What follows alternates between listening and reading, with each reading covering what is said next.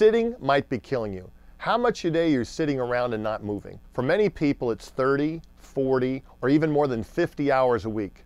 Dr. Peter Kaczmarzyk, a researcher at the nation's leading obesity center, says that sitting, not weight or exercise, is the key factor in determining a person's overall health. According to the doctor, this is what they found. The evidence that sitting is associated with heart disease is very strong.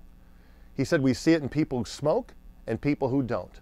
We see it in people who are regular exercisers and are very consistent and people who are not. Sitting is an independent risk factor.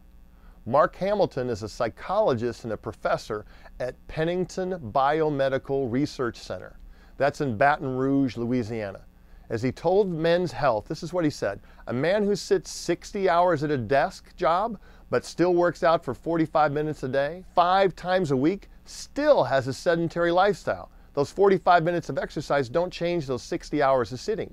David Agus, MD, reports this: if you sit at your desk 6 hours a day, it's the equivalent, get this, of smoking a pack and a quarter of cigarettes a day.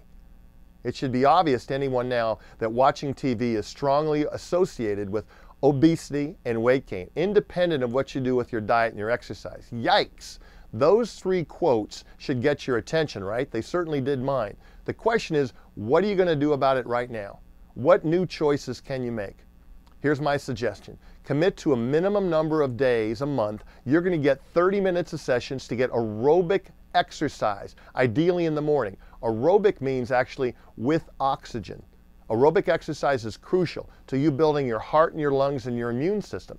Track your commitment and live it on the Get Switched On energy schedule. It's an easy download on my website at getswitchedon.com.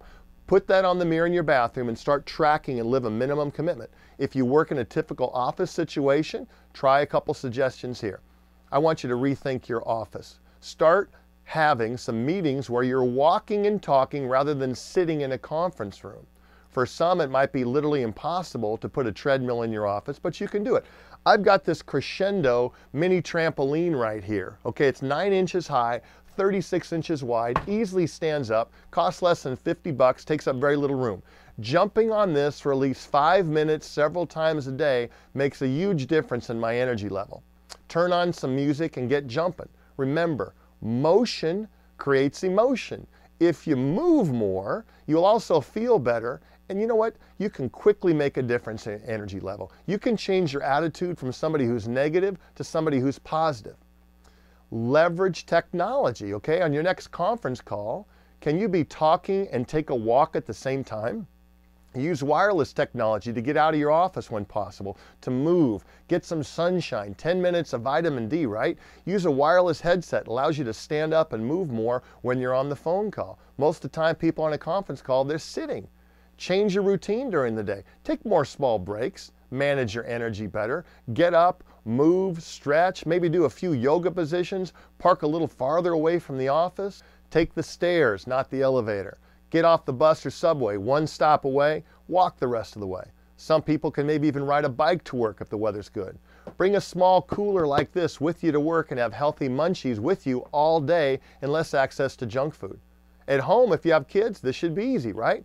Play with them outside, invent some games, jog, ride the bikes, jump on the big trampoline, take walks, maybe play tennis, walk when you're playing golf instead of taking a golf cart, do your own yard work, do some exercise and push-up contests during commercials when you watch TV.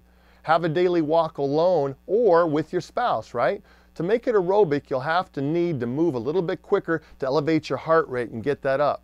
Instead of watching all of the football game or the basketball game or the baseball game, try listening to the first half on the radio, take a long walk, and maybe watch the second half, right? I guess it really comes down to this. How long do you want to live? What quality of life do you want to have when you're 75, 80, 90 years old? Are you on track right now?